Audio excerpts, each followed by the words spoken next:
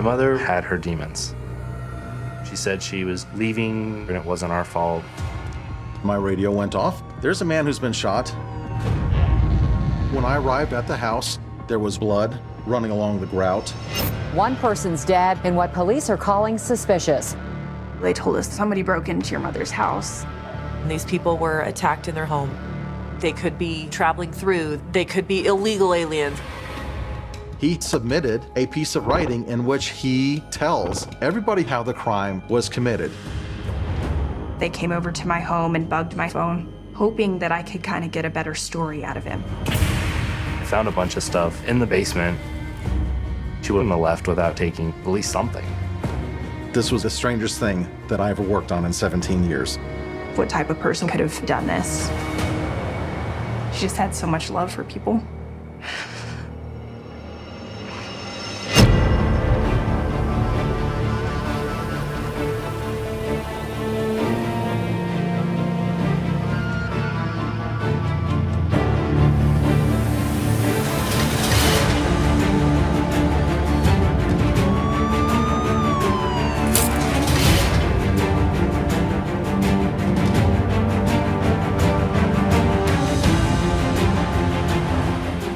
Before the prisons took over the region, we had very few murders. But that has changed.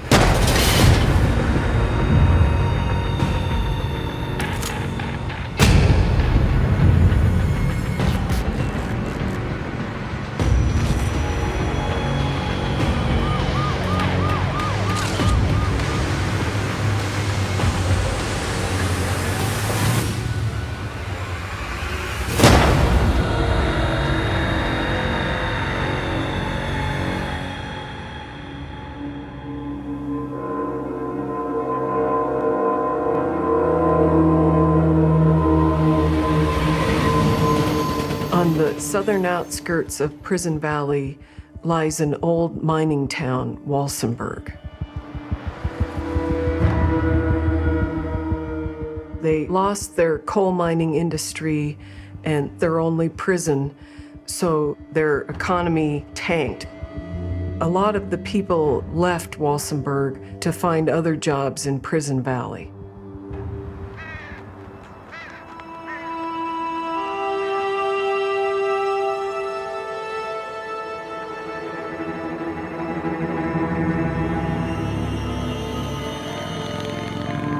In August of 2004, Ralph Candelario had just separated from his wife, Deena.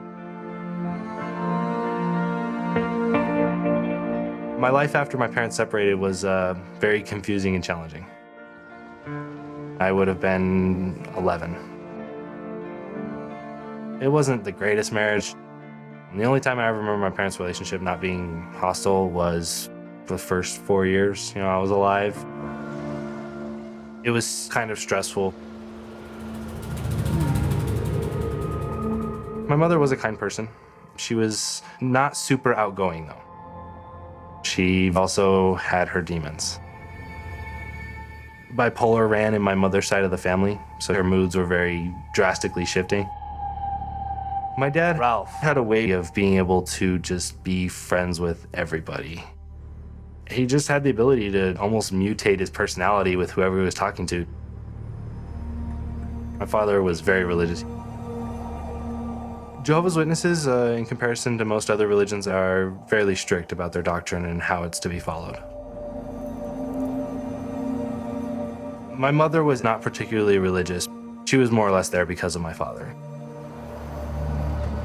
My parents separated the summer of '04. My mother had moved to Pueblo.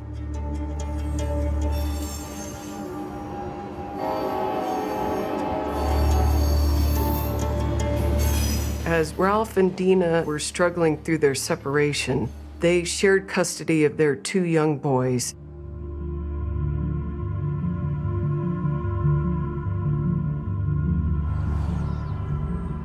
We had gone to spend the next 3 days with my dad. She gave them a kiss goodbye and said, "I'll see you at the end of the weekend."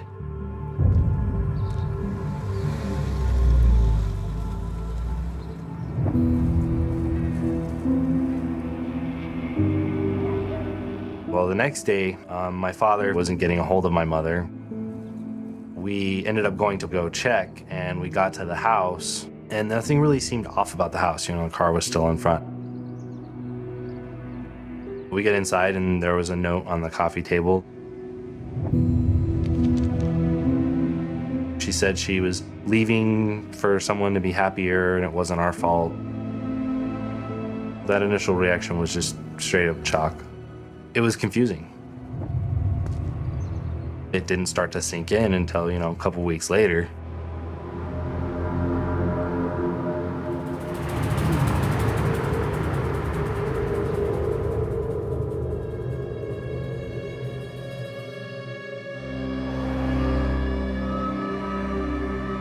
Deena and Ralph Candelario were unable to divorce because they were devout Jehovah's Witnesses, and that was frowned upon in the church. Ralph speculated that she had perhaps met someone and didn't want to fess up to it because of their religion.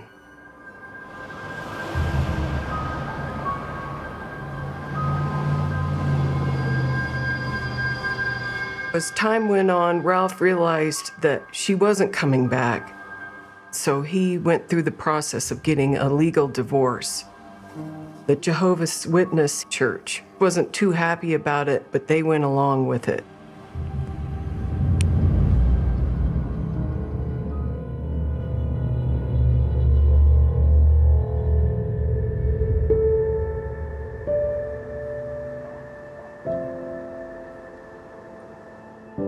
I met Shannon almost 5 years after my mother's disappearance.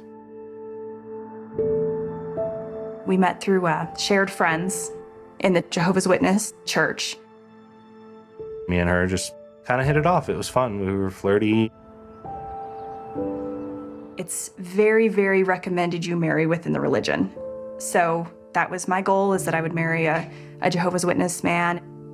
Me and my sister, Kelsey, were raised in a very closed religious environment.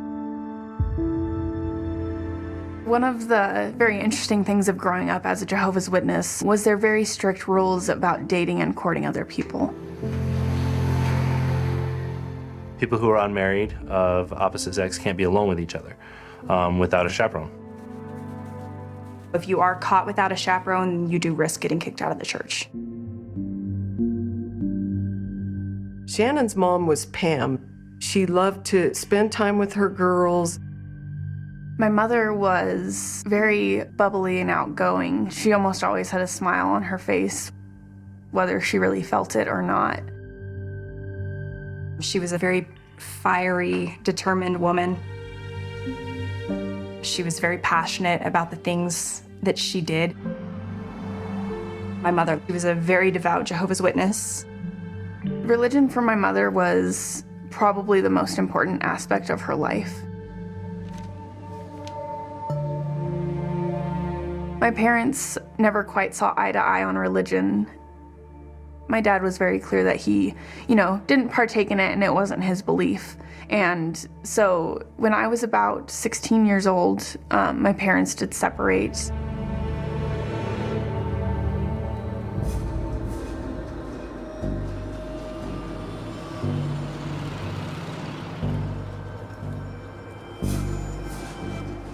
My mother was introduced to Aaron's father, Ralph. And they kind of were essentially chaperones for me and Aaron as we dated.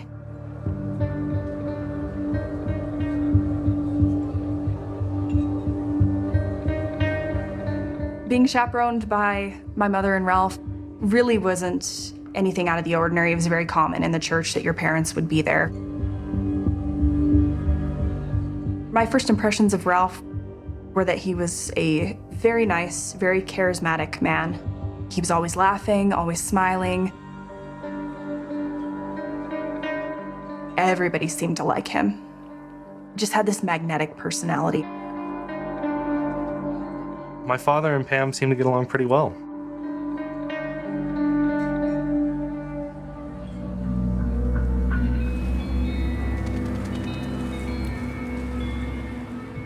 I had been courting Shannon with the chaperone for over a year when we had decided that we were going to get married. I was joyed and nervous and anxious and all kinds of stuff all at once. We got engaged as soon as I turned 18, which is super, super common for a Jehovah's Witness. We were planning our dreams and just very, very excited to get out on our own.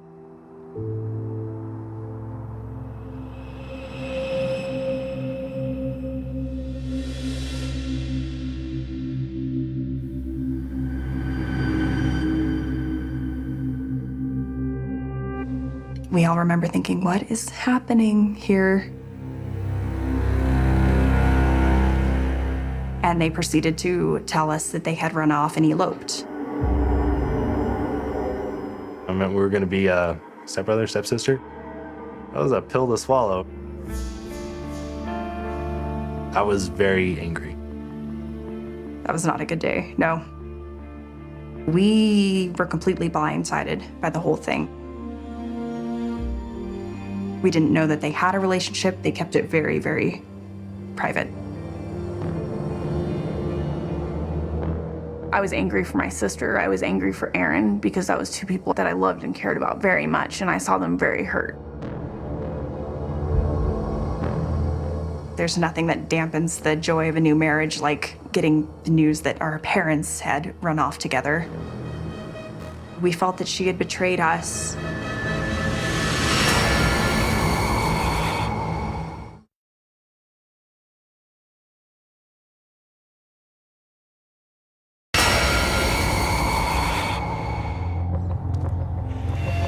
My mother said she was leaving for someone to be happier and it wasn't our fault.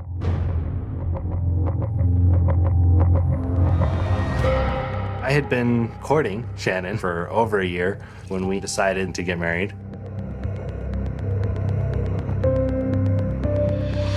Being chaperoned by my mother and Ralph is very common in the church.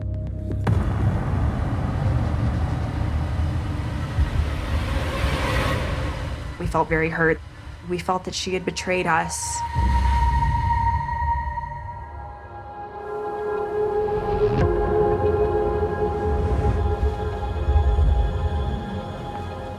Pam and Ralph's marriage put quite a strain on us.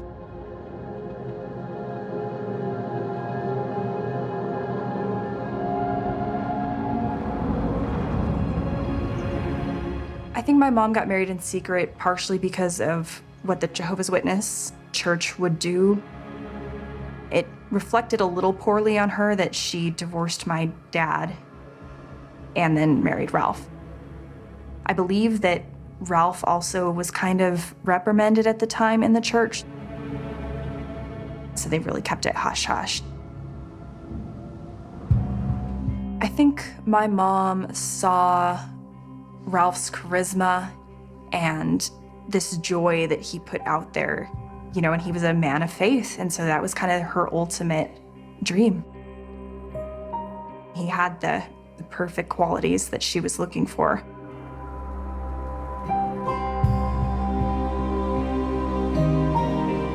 You just can't have a healthy marriage after that sort of thing happens. I do not blame Ralph and Pam for the disintegration of our marriage in its entirety, but I do believe it played a decent role.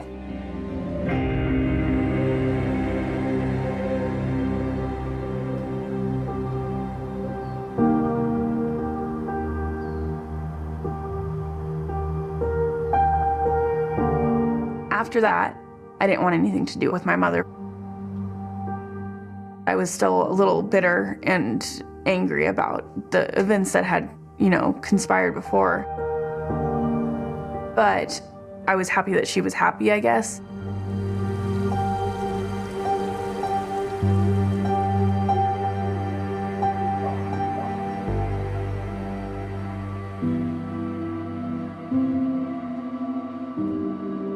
Marrying Ralph affected my relationship with my mother in so many ways. Initially, we just didn't communicate, but she's my mother. I love her dearly. I couldn't stay mad at her.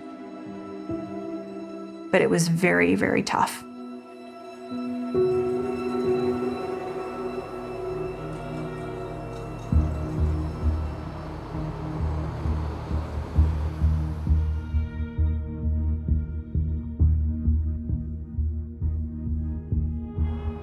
Ralph had a very good eye for the value of things, and my mother always enjoyed collecting antiques, so that was kind of something they could do together and collaborate on. It was quite the place. Their clientele expanded. I think they were doing pretty well.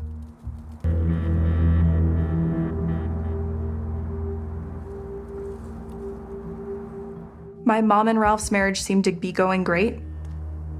I went down a couple times to help my mother paint and kind of decorate the store, and you could just see the joy on her face of having this project and having her own little, kind of world. It was her pride and joy. It was neat.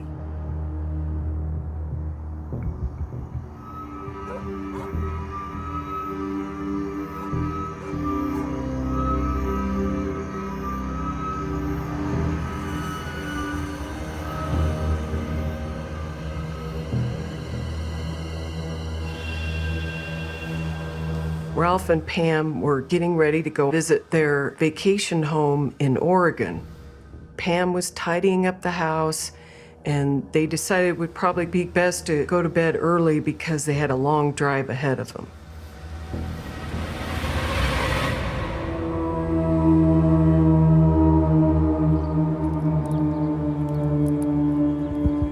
The next morning, the Candelario's neighbor was outside in her driveway when she heard someone yelling. She looked over and saw Ralph lying on the sidewalk wearing his pajamas, and he had a bloody head injury. He told her, "We've been robbed," and she looked up and saw the front door was ajar, so she was afraid that the assailant was still in the home, so she called 911. 911. We need an ambulance. He's not good. He said someone broke in last night. We're getting help for you, Ralph, okay?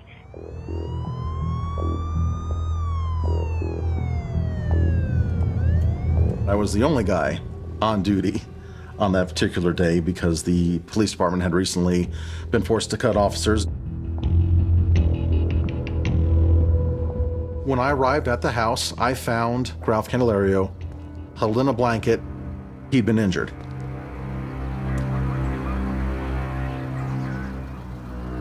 They did give the impression that there may be somebody in that house who needs my help. I realized that my real job was inside the house. The door was open. I was able to go to the entryway and yell out, "There's an armed officer coming inside here."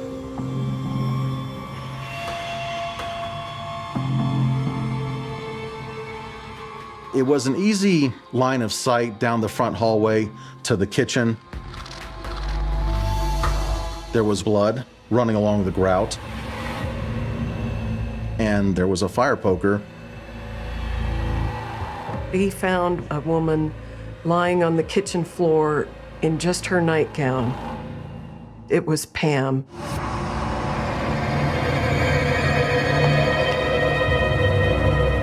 I realized that I needed to get a hold of the chief of police to tell him there's been a murder in our city.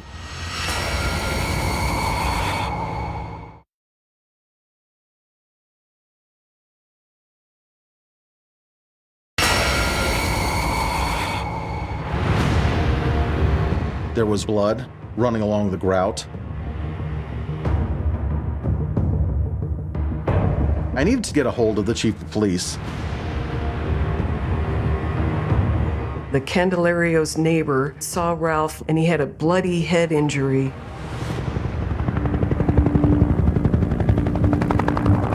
Ralph was taken on a helicopter to a hospital in Pueblo. Ralph had what appeared to be a pretty severe head injury. He was shaken, but he was stable.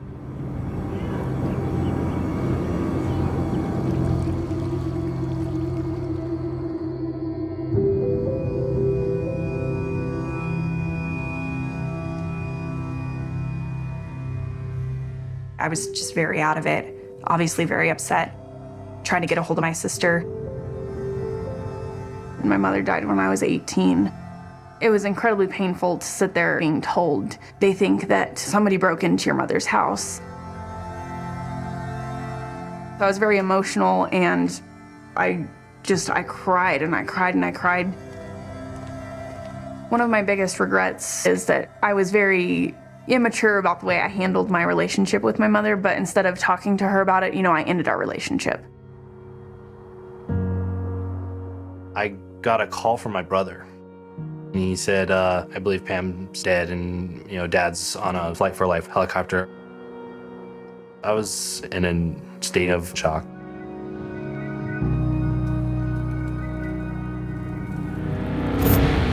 Now to Walsenburg, where a major crime scene is under investigation. One person's dead, another man seriously hurt in what police are calling suspicious.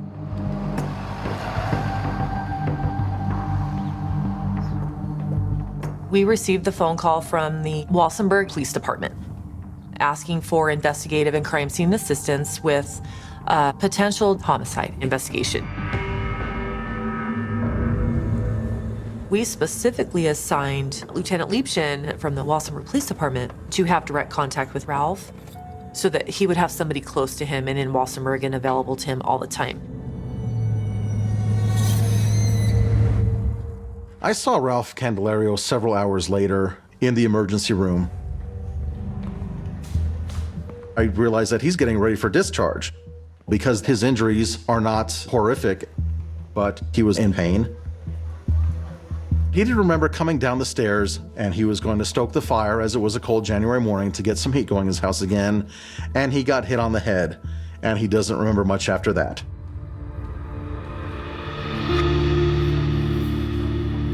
Ralph was covered in bruises, he had a big black eye, and he seemed very frail. He was very shaky.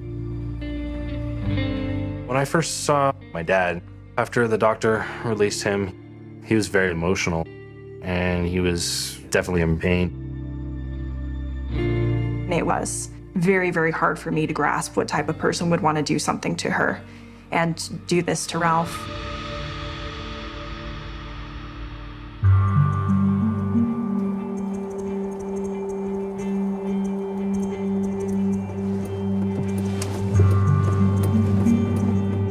When Ralph was discharged from the hospital, the lieutenant took him over to CBI headquarters in Pueblo.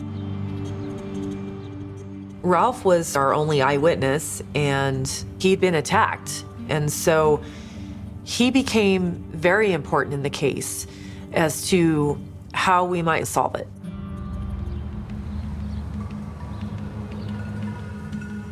Ralph provided a description of two assailants. He referenced them specifically taller versus the shorter one. He said they spoke with a heavy Spanish accent. They could be, traveling through. They could be illegal aliens. He was very cooperative and helpful in providing us information. And, he was very saddened by the loss of his wife. I mean, that was evident.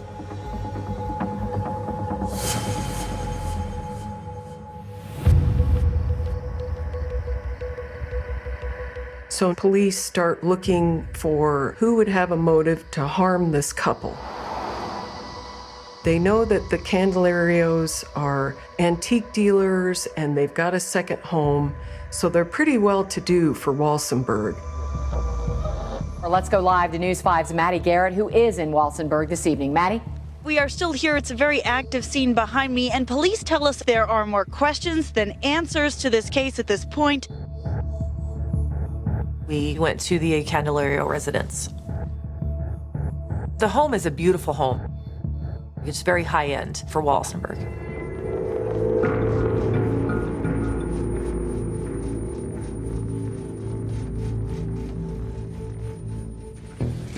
I want to take your report for what's missing, okay? Okay. He explained everything on video. Television's gone. And provided, as much detail as he could remember. Tell me about the TV. Vizio, 31-inch. Okay. There did appear to be jewelry drawers that had gone through. My washer's gone. This is her personal room. Pam kept stuff in there, her different rings, different earrings. During the walkthrough, He described how he came down the stairs, the noise he heard. When I walked here, I heard a creak here. Okay. And I went to look, but I got hit. Okay. He was very explicit in his descriptions, which was very helpful. And I walked around. I walked all the way around into here, into the kitchen, and her head was right there. Okay. And I touched her cheek. When we made our way into the kitchen of the Candelario residence, we located little floor rugs in the washing machine. They would be rugs that I think would go to a dry cleaner's. They were antique. When Ralph saw them, he made an immediate statement. I've never seen these rugs. Okay. Okay. And I don't know why they look like they do either. So that definitely was something we needed to explore. So we decided to submit those items as evidence.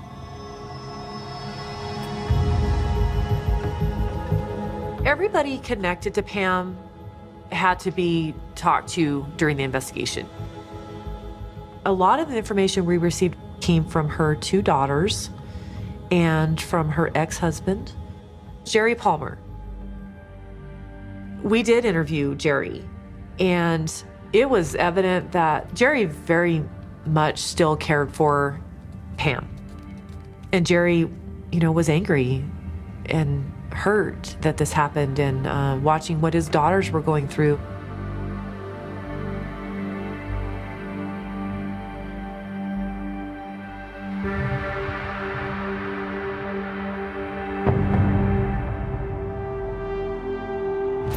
Police say they are considering all possibilities, including that a third person may have been involved.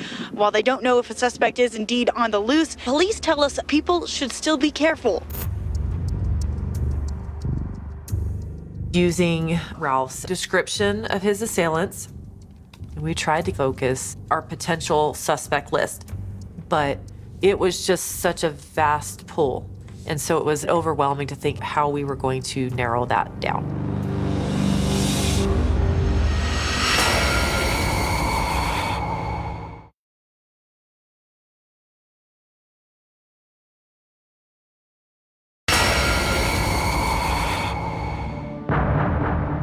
A woman was found dead inside her home, a man injured. Police are calling the incident suspicious.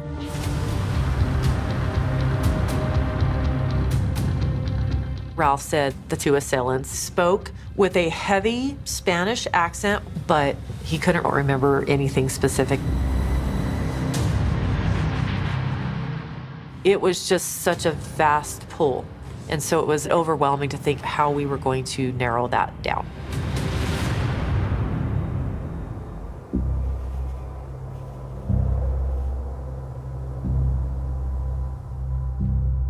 So exactly 2 weeks after this murder is discovered, I report for my work shift, but before I'm able to leave the police station in Walsenburg, Ralph just walks up to me and says, "I have something I need to give you." And what he gave me was the transcript of what he submitted to the local newspaper. He had gone to the publisher of the local newspaper and submitted just the most fantastical, outrageous story of how these men broke into the home and held Ralph and Pam hostage in the house.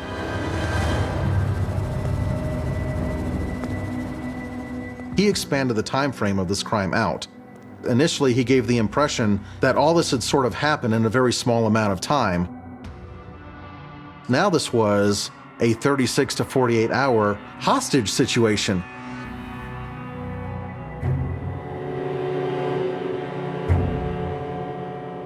I was more than shocked. I was almost beside myself, because not only did he voluntarily give this to law enforcement investigators, he gave this to everyone. Oh, I was so upset. It was so dramatic. He never told any of this to me and my sister, who should have heard about it first before you tell the newspaper. When his letter first came out in the journal, I was like, wow. It didn't match the story that he had told CBI before. When I was growing up, my father always had this thing that letters seemed to mean more than just saying something. So he thought that if he wrote it, it would be more important or carry more weight than if he just said it. What better way to try and get, the sympathy camera back on him than to write this wonderfully fantastic story about how he was held hostage for a day and a half or 2 days. At that time, Ralph absolutely became a focus of our investigation.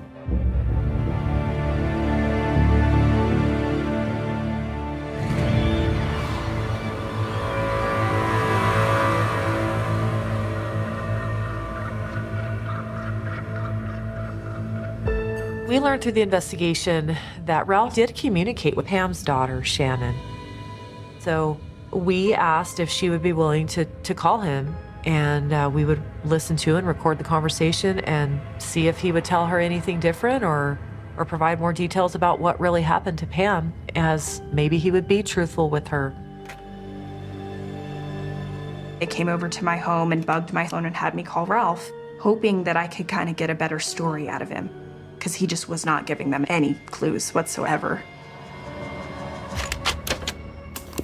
Case number 2014-11. Hello? Ralph? Yeah. Hey, this is Shannon. Do you have some time to talk? Yeah. I just want to know what happened. I just don't understand.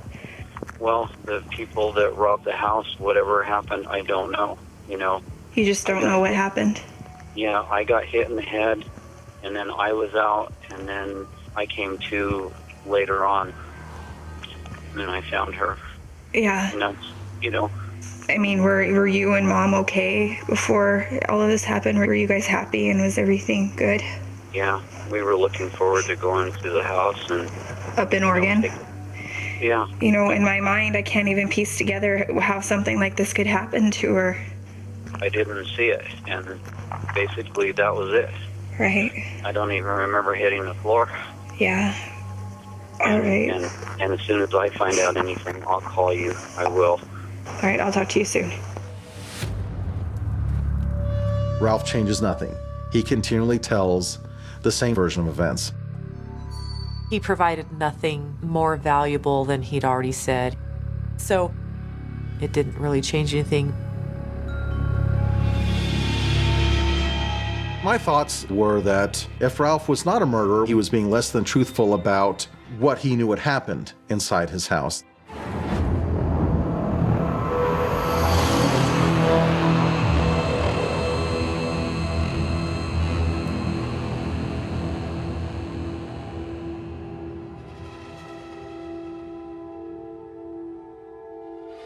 Ralph's first wife, Deena, came to the attention of everybody because the agents were doing a background check on the last name Candelario.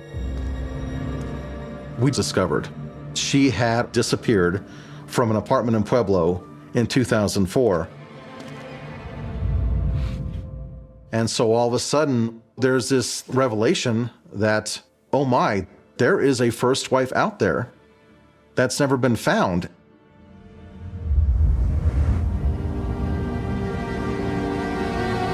There were two sons that were young men at this point who hadn't heard from their mother in a decade now. It certainly came to the forefront in the case because it was something that Aaron, Ralph and Deena's son, was dealing with.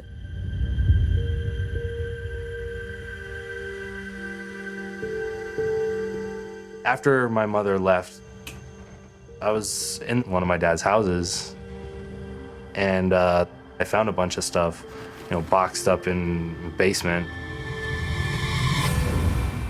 It was a box of my mother's belongings.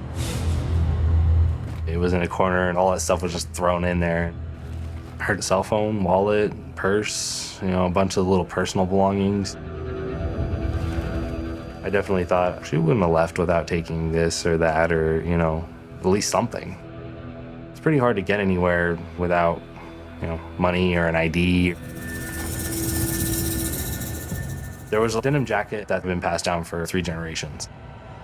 My mother loved that jacket, and she wore it all the time. I don't think she would have left without that on sentimental reasons. That was the first kind of suspicion, you know, something's seriously wrong.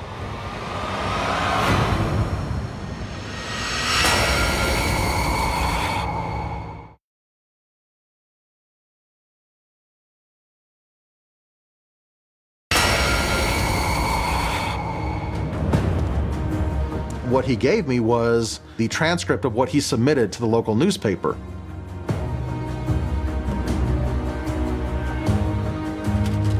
The agents were doing a background check on the last name Candelario. There is a first wife out there that's never been found. Ralph absolutely became a focus of our investigation.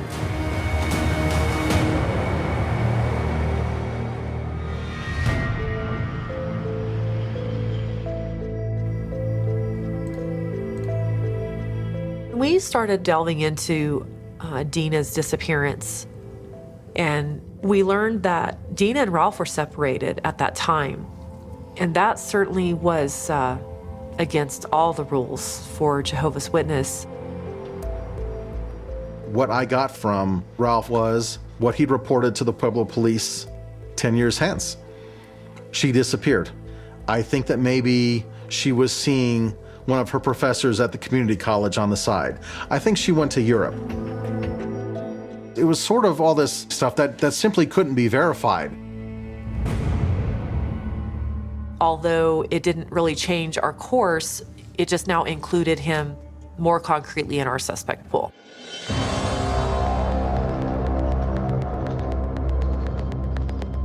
We did additional follow-up crime scene processing. We discovered absolutely no evidence that anybody other than Ralph and Pam has been in that house. There's no DNA, there's no anything that ties in that there could have been one or two other men. The rugs that Ralph reacted to when he did his initial walkthrough on the 16th of January, we had located them in the washing machine. And we decided to submit those items as evidence. And, you know, it takes time for DNA evidence to come back. We ultimately found blood DNA on them that was Pam's.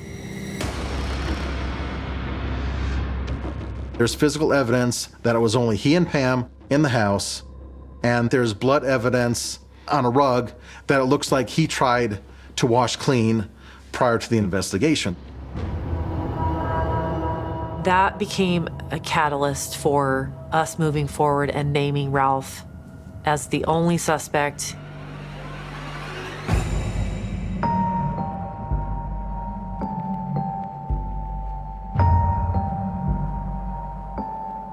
It was learned through additional interviews and phone records that Ralph was potentially having an affair.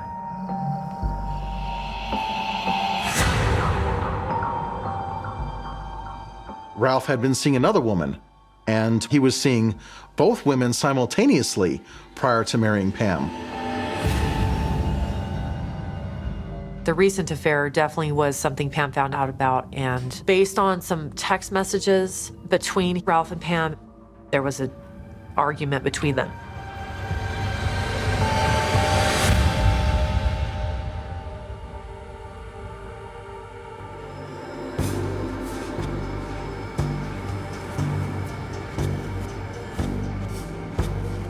The beliefs that Ralph and Pam shared were Jehovah's Witness. And divorce was a reason to be shunned and excommunicated. Ralph wanted to make way for wife number 3, but he couldn't get a divorce unless he was a widower.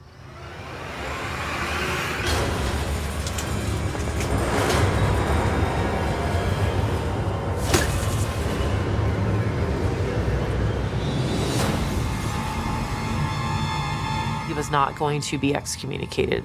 That is just not something he was going to go through. Now, News 5 investigates at 6. First up at 6, a Walsenburg man, Ralph Candelario, is in custody tonight, just arrested for the January murder of his wife. Police tell us they're confident they have the one and only suspect in custody tonight. That was the best day. That was a good day.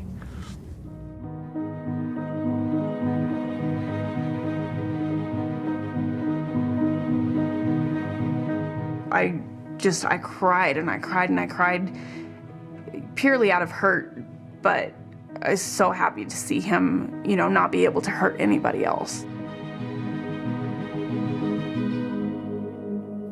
There is no coming to terms with what he's done. For someone to go to that length to get out of a marriage, there's just no coping with that. I think in some sick way, he was hoping he could bypass the possible punishment of the church by killing his wife.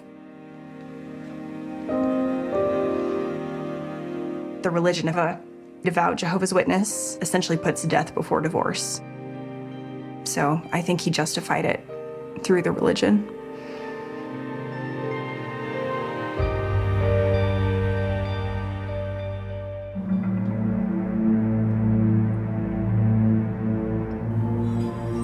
Well, a missing person cold case here in southern Colorado, now an open investigation into the possible murder of Deena Candelario. Ralph Candelario is currently serving a life sentence for the death of his second wife, Pam, but years earlier, his first wife and mother to his children, Deena, vanished into thin air. I do think Ralph killed my mother. How, I'm not 100% sure. I think he killed her because it was the easy way out. It was the easy way out of a bad marriage in a church that doesn't allow you to get divorced.